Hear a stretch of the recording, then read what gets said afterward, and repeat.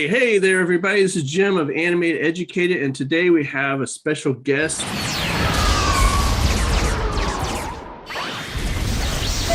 Sykosan. It's a totally made up name. It's actually got a bit of a story behind it. It's I didn't create this name. It kind of just came into existence by accident. My real name being Sylvain, it spells Sylvain, and I'm French. So the second part of the name, vin, you can write it in like as a number 20. 20 is pronounced in the same way. So it just happened that one day I was signing a letter and I signed it just to try to be cool. I signed it SYL and then a 20.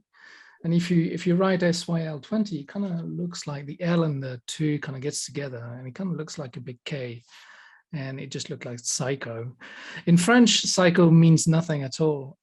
So someone misread my name. And one day they called me Psycho. I was like, all right. And my friends thought it was funny and they decided to call me Psycho. That was back in the days when I was a student. And that kind of stuck. And the San came later when I first, I just went online and discovered internet and I needed a name to connect to websites. And I just didn't want to put my real name. Psycho was taken on the first website I went on. So I was like, what can I do with this? I was into Japanese back then. I was studying a bit of Japanese. And San is like an extension to, it's like a formal extension to say sir or Mr. So I call myself Sykosan. And then it just happened that with time, people started knowing me as Sykosan. And before I knew it, it was too late to change. I kind of liked it. It was unique. I know it kind of sounds weird, but it's like, this is it. This is my name now. Actually, I found out recently that actually in Japanese you can write the words psycho if with a long O, psycho. It kind of means supreme. And I thought, yeah, that's kind of cool. I'll adopt that. That's perfect. I mean, that's like a great calling card, especially, that nobody knows who you are. They're like, who is this? What is he? Do people, when they finally meet you, do they have this other impression that like, oh, wait, no, he must be like he must wear all black and have a cape or, I mean. No, only once really. Someone had expectations of what I should look like. I turned up to a meeting. They contacted me via email and said, oh, could you come? We've got this potential job for you. It was about illustrating some fashion models. And because I was doing some illustrations that were quite colorful, maybe, I don't know, the style in my illustrations to them looked quite feminine. And they thought I was a woman. So when I turned up, like, oh, you're Sykosan, really? Yeah. Oh, we thought you were a woman. All right, I'm just a man. Sorry. So how did you get into animation? I mean, were you a kid that liked to draw a lot, or I mean, how did you? Growing up in France, I mean, what were your? How did you? What inspired you to get into this? Yeah, good question. To be fair, my family, that was not really something. The arts weren't really part of my family, so I kind of discovered that quite late in my life. I used to draw a lot. I used to enjoy that. I used to enjoy cartoons on TV, and but I never thought that was a possible career. So I never really envisaged that. And plus, I just enjoyed school as a kid, and I enjoyed other things like science and maths. So I actually went into engineering and architecture. I graduated. I'm actually on paper, I'm officially an architect, but I never worked a single day in architecture because during my last year of studies, I just started an animation film just for fun. That was just still me thinking, oh, this is fun. I'm going to do that to enjoy myself, and that's it. And I realized I enjoyed it so much that maybe I ought to look into doing this as a job. So I went into an animation school for a couple of years. So still in France, the school is called La Poudrière. And La Poudrière is quite international. They get students from all over the place, and it's more about filmmaking in animation than it is about animating. So I learned about doing storyboards, writing a story, working with the team, that sort of thing, managing a project. So all these things were actually very, very, very useful. And after that, I went into animation. That's it. Yeah, since then, I think it's been now, yeah, 17, 18 years that I've been working in animation. Mainly as an animator. I haven't really directed that much. But later in my career, I've been doing a bit more directing, and that's something I enjoy as well. Making animation is already hard enough, especially if you're doing like a long form, like a short film. It takes you years and stuff like that to do. That's right. But short things like what you have, how long does those short things usually take to?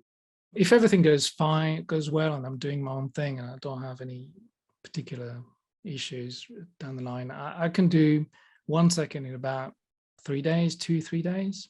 And that's, I mean, rendered, finished. So if I've got 5 seconds of animation to do, it will probably take me about 2 weeks, maybe a bit more. So yeah, so if I just want to do 5 seconds, it easily takes a month of work.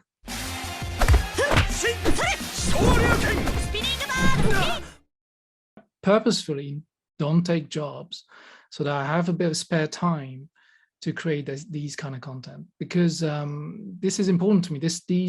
Making these little animations help me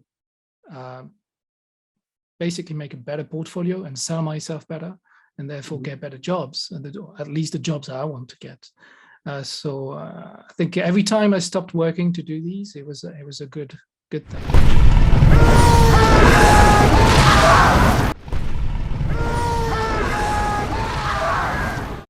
How do you plan your ideas out? I've got like a list of things that I'd like to animate, different types, different styles. I have a preference for action sequences, but I kind of need to get this out of the way. It's like I have a need to get it out of my system.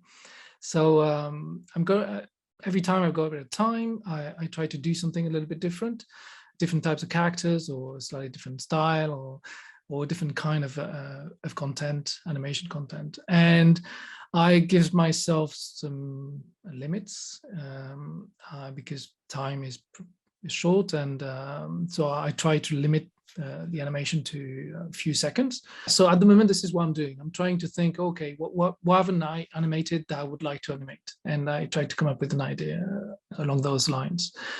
But there's also another dimension to it. Through the years, I've sort of developed my own technique to help me, particularly with in-betweening, because it takes time.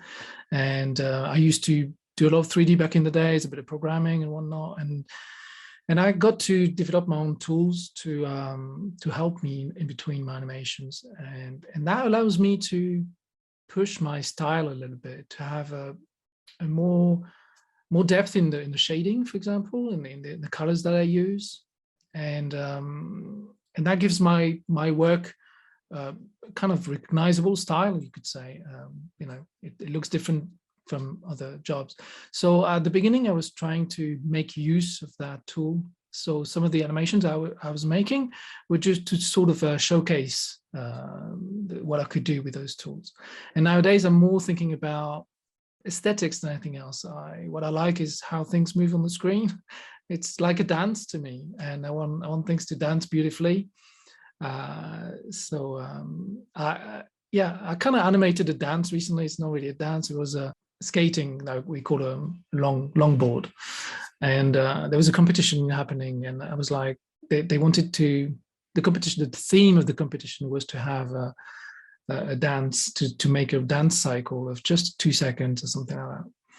And I was interested in longboard dancing, because that's the thing. So some people have longboards and they kind of dance on their longboard. And so I wanted to try dancing. I did that. I did this little animation, and it was a lot of fun.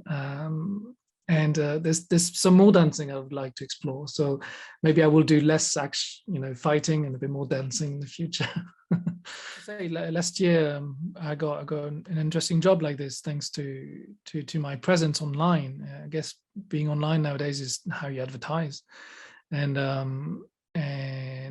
got to make a music video for Katy Perry, which was a great opportunity for me. They contacted me because they came across my work, and they were like, you're independent. Can you make a music video? Do you have the time? This is the budget we have. Can you do something with that? They were very open and very, just looking around to see who they could find. I think they were keen to have different styles, a variety of styles, and I think that's why they sort of like broadened their search.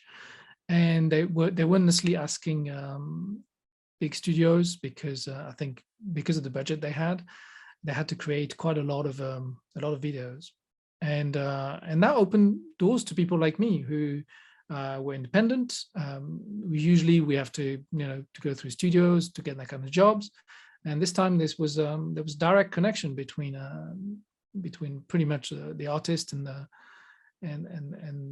animator, which was very, very, for me, it made everything so much simpler. I didn't have to please a crowd of people, in a chain of I don't have to. There was no art director, there was no designer, there was no producer, there was no other producer. I just had to send my stuff, and Katy Perry would look at it and say I like it or I don't, and that was it. So it was a lot easier.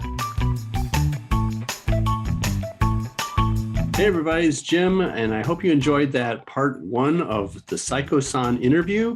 I want to wish you all a happy Thanksgiving, and if you haven't subscribed to this channel, you might want to do that by pressing that button right over there. Yeah, push that if you subscribe to the channel. Also, if you want to look at some other interviews we have, this one is pretty good, and that was not bad either. So check those out, and we'll see you next time on Animated Educated.